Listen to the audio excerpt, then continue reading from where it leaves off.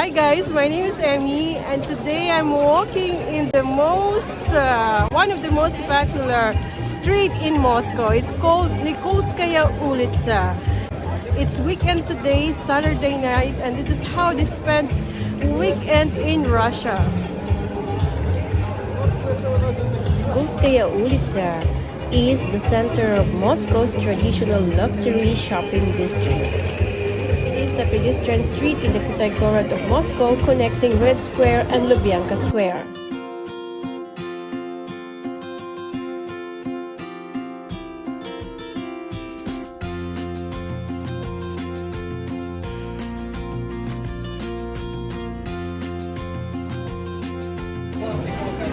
Nikolskaya Ulitza is one of the most famous street in Moscow where tourists usually go, and it's famous because of these special lightings. And you know guys, as you can see, it's very fun to walk here because you don't feel like there's a coronavirus in this place because everybody's free. Like, no, I don't see a lot of people wearing masks. Moscow is one of the 5 best illuminated cities in the world, along with Paris, Tokyo, New York, and London.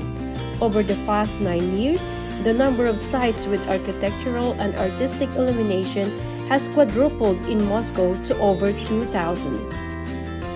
And one of the most popular places for walks is here in Nikolskaya Ulitza. All year round, lights hang from cables suspended between the houses across the Istolisnikov lane. The other 4 streets sports installations that are part of the bigger Starry Sky project. New items are added depending on the season. For example, winter spears of varying diameters are installed for the New Year's season.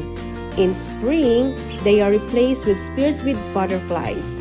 In autumn, residents and guests of capital enjoy shining spears of decorated with autumn leaves floating above their heads. The longest LED garlands adorns Nikolskaya Ulitza, nearly 92 kilometers of starry sky overhead. It is almost within arm reach. The fixture was installed in 2017. During the FIFA World Cup in 2018, Nikolskaya Ulitza became a so-called unofficial fan zone. Football fans from all over the world come to celebrate the victory of the teams they supported. They're dancing, singing, and taking photos with locals and having their best time in Nikolskaya Ulitza. Today, when the FIFA World Cup is no longer here, Nikolskaya Ulitza is not a fan zone anymore, which nevertheless doesn't devalue the place. You can always go there to take beautiful photos. The street is not that long, it's only 1 kilometer, but every building there breathes history. So above all, it's a unique place for bar hopping, especially if you want to reminisce about the summer days of 2018. Now I want to show you the gum department store, or some people call it GUM. It is formerly known as Gosударственный универсальный magazine, or the State Department Store. It is the largest department store in Russia. At the entrance of the shopping mall, you can see a small ice cream stand.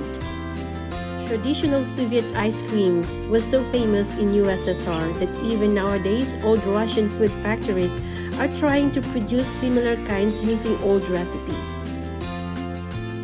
Even foreigners knew about the amazing ice cream, and they would say there are just 3 reasons to visit USSR: the Russian ballet, the state circus, and of course the ice cream. But what exactly made it so popular? Here is the answer. Soviet original ice cream. They preserve the original flavor, and here in GUM is the only place where you can try the original taste of the Soviet ice cream.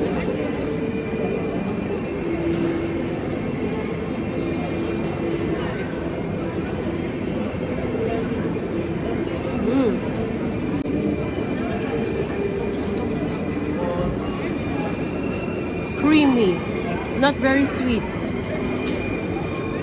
Different from the one you buy in the stores. you have that feeling, the originality. It's nice. You should give it a try if you come to Moscow.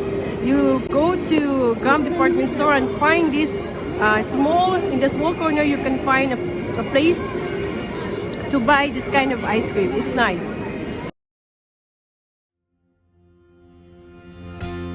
And now I want to show you what's inside the gum department store. This building was built in 1889. It was reconstructed in 1953, and this structure has 3 levels and now houses about 150 shops.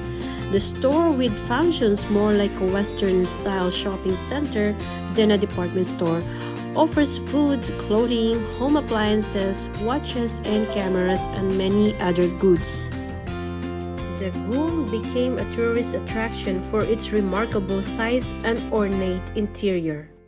And just a few steps from the GUM, you will see the Moscow Kremlin. Despite concerns about coronavirus, people here decided to celebrate Christmas and the New Year with its annual festival. Like many other Orthodox believers, most Russians typically celebrate Christmas Day on January 7th. But for many, the day itself is quite low-key compared to other festivities that are observed in the country at this time of the year. So this is how it looks like in Kremlin at night. A lot of people.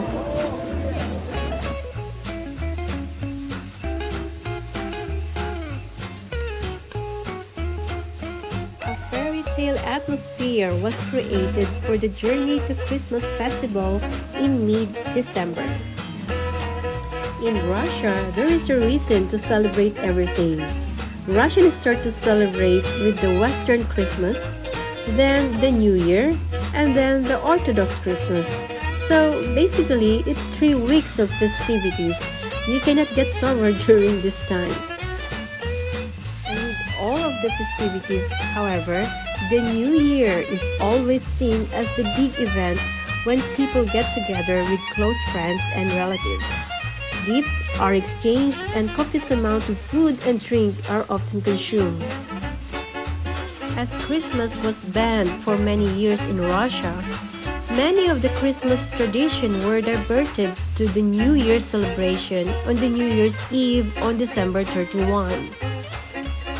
People now decorate New Year's trees instead of Christmas trees. And Ded Moroz, or our Father Frost, accompanied by his granddaughter Nikolskaya, or the Snow Maiden, delivers presents instead of Father Christmas or Santa Claus.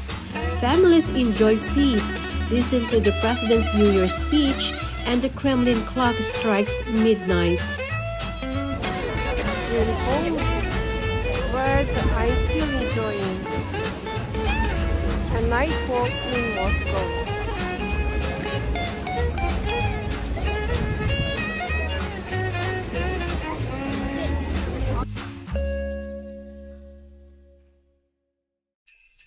In Moscow, the festival program includes concerts, stage shows, and cuisine workshops.